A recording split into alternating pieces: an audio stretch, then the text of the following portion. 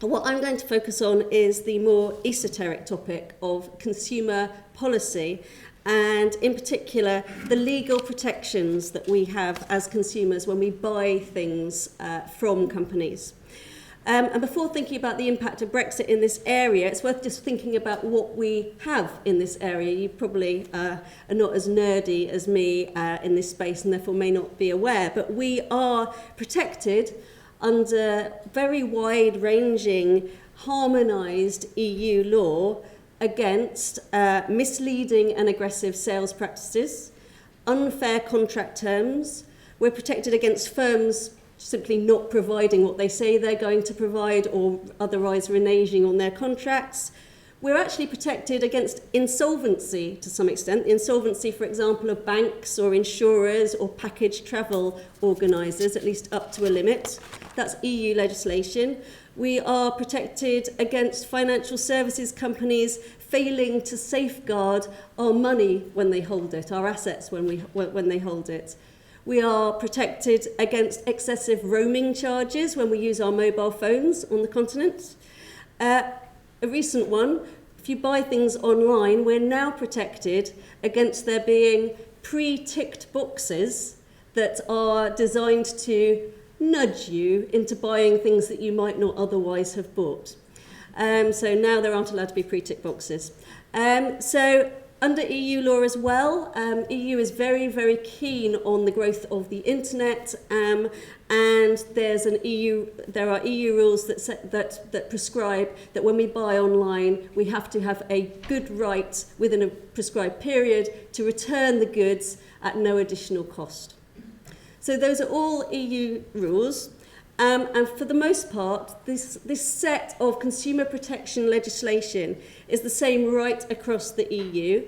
Individual member states can have additional legislation, but once the EU has legislated in an area, member states can't do anything contrary to that legislation. And the EU has seen this legal consistency as a really crucial part of creating a single European market for consumers, in which consumers can buy confidently from anywhere in the EU, including from smaller suppliers who they might not really have heard of, so it's good for entry into the market. And it also, from a firm perspective, means that firms can compete on a level playing field in that market wherever they're located. So for UK firms, they compete across the continent on a level playing field, but equally EU firms can compete in the UK. So, and that's really quite core, the way I describe it, you can see that it's really quite core to the whole EU mission of having this single EU market. So that is the status quo. What does Brexit bring to all of this? I'm going to focus on two different elements. One is whether over the longer term we might actually expect to see the UK and EU remaining more or less in the same place on consumer policy, or whether we might expect to see divergence and what we might think about that. And the second question is more imminently, what protections will we lose as consumers on kind of day one after Brexit? What is there a risk of losing? So on the first question, in terms of harmonisation, I mean, I think in the short term, as we all know, it's really hard, all this stuff, and the Great Repeal Bill has basically taken up every civil servant in Whitehall and will continue to do so. So actually, given that mostly consumer law isn't in a mess, I think we would expect that consumer law to more or less, in the short term, be put into UK legislation pretty much as it is. So we're talking longer term, what might happen. And basically, longer term, should we commit in any way as a country to tying ourselves to EU consumer protection legislation to ensure that harmonisation?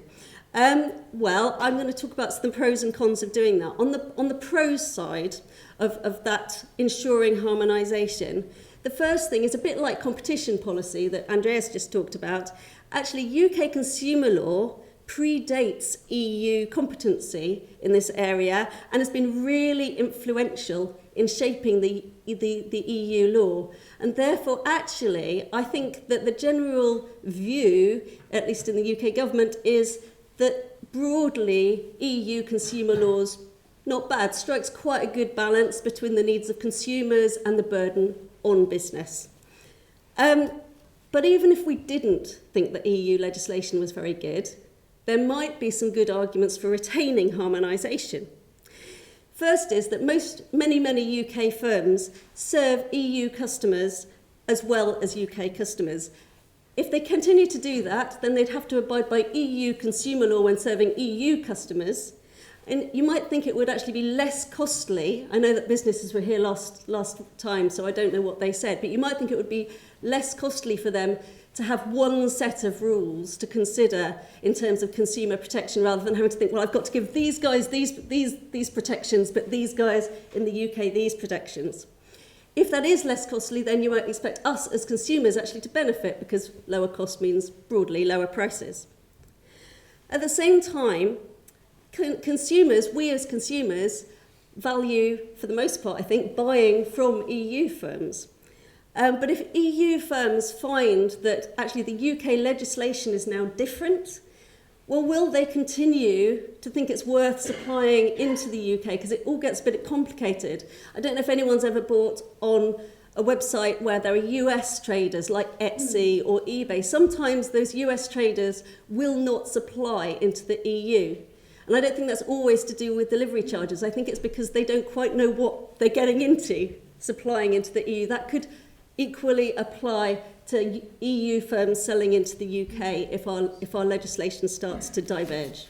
There are, however, so those are the pros. Cons, actually, there will be businesses in particular that highlight that consumer law does place a burden on business, and that business could be leaner and more competitive, including internationally, if it wasn't hidebound by this regulation.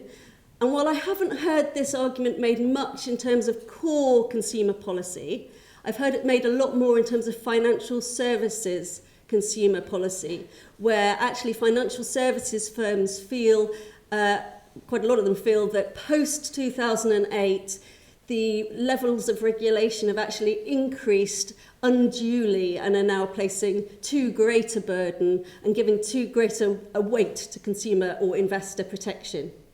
So I don't personally agree with that, but you could see that that's a reasonable debate to have. Another argument, actually, which I find more compelling against binding the UK and the EU law together going forward is, of course, without the UK influence on EU law, we don't quite know where it will go. And we've already, we have been very, very influential EU law. Broadly, I think it's probably, if we think there's a good balance between business interests and consumer interests, that's probably been our influence. I think that broadly there are areas where we have pulled back the protections in order to be a little bit more business friendly. As consumers, that might not be good, but as in terms of striking the right balance, the UK probably thinks it is good. But the key thing is, do you really want to be tied to a law that you have no influence over? In the end, I think this question of whether we diverge will probably come down to how strong business shouts that they want to diverge. Unfortunately, that in turn means that they may be shouting for things that aren't necessarily good for us as consumers, might be good for us as businesses. So it's a very delicate balance, this.